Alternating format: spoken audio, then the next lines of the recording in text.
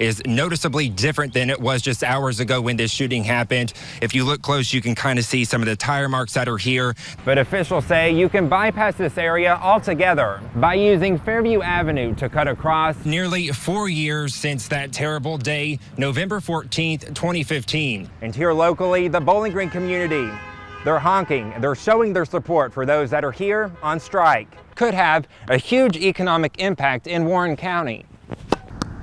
Gene, families should know this is something both the FBI and Homeland Security are investigating. And when they tried to stop the car, the driver ended up crashing into a light pole. I tell you what, 1,200 pumpkins. It really is hard to pick really which one you want to get. I kind of have been eyeballing some over here. Thank you so much. Now, Darby, I'm going to flip the camera around. I want to show you my favorite part here. I'm going to swing around here because this food, the food here is my favorite part. Now, somewhere between 8 and 8:30 right now, Kentucky State Police can confirm there are 2 fatalities with this crash, and there is 1 critically injured. Let me flip it around, give you this bird's eye view of Bowling Green. Where are we at? Which direction are we headed? This is Campbell Lane. We're heading south, a little bit southeast. It looks like we might be heading up towards Three Rivers Road. Changes coming to Beach Bend Road are meant to make drivers happy. But the changes have homeowners angry. And if I sound a little PO'd, I am. Recent events at Beach Bend Park caused major traffic jams, at times complete standstills for hours.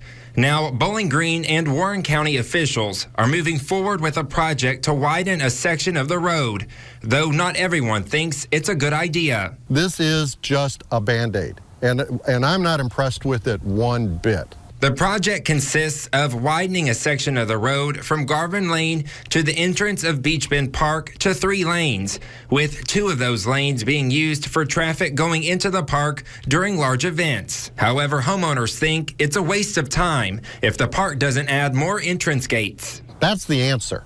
Not making this one way this and one way out. The answer is get the gates open. There's plenty of parking. They don't have to be parked for 5 hours on Beach Bend Road, and that's what happens. City officials are aware of the traffic issues and acknowledge the road is only part of the problem. And I know they're going to work on the entrance end of it where they're checking people in and taking the fees and dues and fees and so forth to try to move that a little faster. However, they say for the bigger picture, widening the road is crucial to the continued success of the park. So we've got to do something.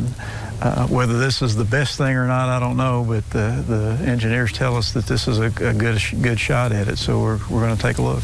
Utility work on the project is set to begin this winter. In Bowling Green, Cory McCauley, 13 News. It takes a lot of nerve to just lift something off somebody's porch and walk away with it.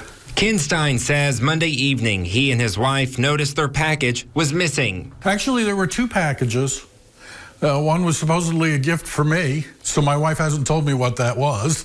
But the other was a box this big by so big. This security video explains what happened. It caught the moment this person came on Stein's porch and stole their packages. He says the big box was a new dog crate. I think it becomes a sort of a Christmas present to them. They don't know what's inside, and they don't know the value of that item, but they sometimes will get lucky and hit a big item, but sometimes it's little bitty items. Turns out Stein's house wasn't the only one targeted on Monday. This video shows the same people stealing a package from a neighbor's house 2 hours before Stein's. Our suspicion is they take these items and sell them for a reduced or lesser value and keep the money. Wednesday afternoon, the people responsible for the package thefts were caught in the act. Bowling Green police arrested Dana Abbott and James Sanders. They say Abbott admitted to stealing the packages, and officers found the missing items in her car. They did this after 5 o'clock, so when people would be home. Police say there are steps you can take to protect your packages. If possible, have the item shipped to a store or ship the item to a workplace. If that can't be done, have a family member home during delivery hours or require a signature at the time of delivery. Reporting in Bowling Green, Cory McCauley, 13 News. Tuesday afternoon, union members keep their energy strong in day 2 of their strike against General Motors. Fueled by their drive for better contracts, the honking and support from the community keeps those with the local UAW 2164 motivated. Their efforts will pay off in the end. Everybody I've talked to is they want a good contract. They want to get back to work. I mean, this is a lose-lose for everybody. Nobody wants to strike. Discussion remains underway between union officials and General Motors as union members are wanting to negotiate their contracts, hoping to see improvements on several key issues like wages, health care, and temporary hires in their path to permanent employment.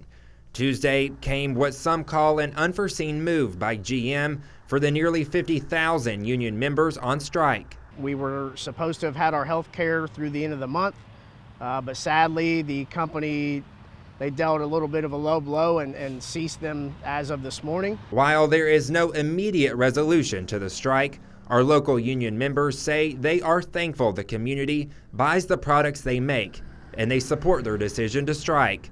Union members say they believe when the company is doing well, the employees should also prosper. The union has compromised over the years, especially during the bad times, compromised tremendously.